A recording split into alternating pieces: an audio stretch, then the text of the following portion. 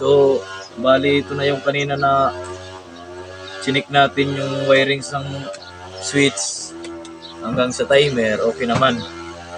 May continuity naman na lumalabas. Ngayon, yung i-check na natin talaga yung motor. Pwede naman to may check kahit hindi na kunin, pero mas maganda kung kukunin to, yung motor. Pero sa pagkakataon ngayon, hindi na muna natin kukunin.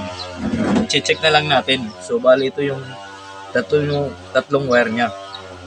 Ito yung kulay purple, black at saka gray.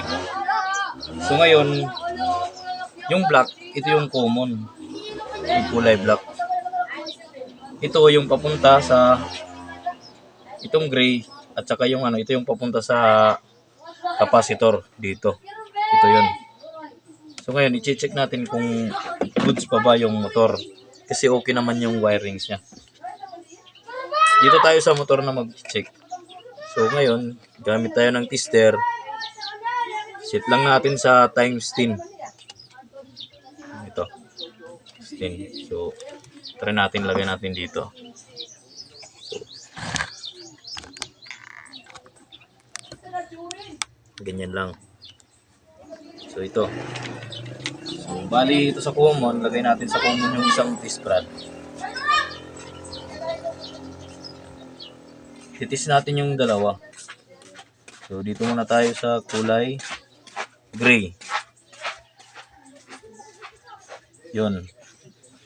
Ang reading ng kulay gray is umabot ng nasa 12 ohms. So, dapat meron din siyang reading hanggang, kahit bumaba siya ng 10 ohms hanggang 8. Okay pa yun. Try natin dito sa purple. So, ito yung test rod niya, yung isa. Dito yung isa. Ayun. So, 0 siya. Wala na siyang reading. So, sa pagkakataon ngayon, isa lang yung problema talaga. Yung sira nito is sa loob na sa motor. Pwede natin i-check sa loob kung may kinagat nga. Pero parang wala naman. Pero wala talagang reading ito. Ulitin natin. Ulitin natin dito sa kulay gray. May reading siya. Yung reading niya sumabot ng 12 ohms. So, goods pa yung gray. Sa kabila is yung kulay purple. Ito.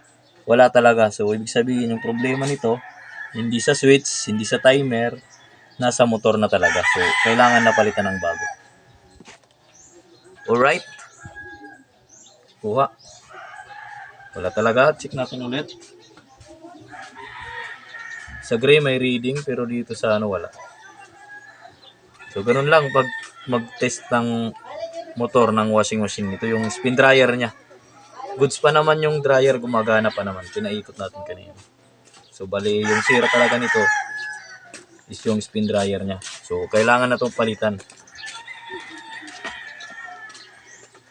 So,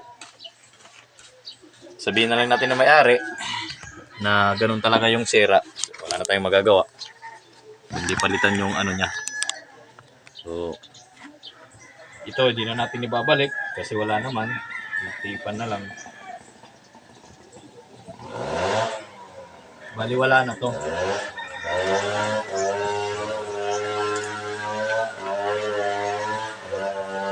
Balikan natin yung wirings.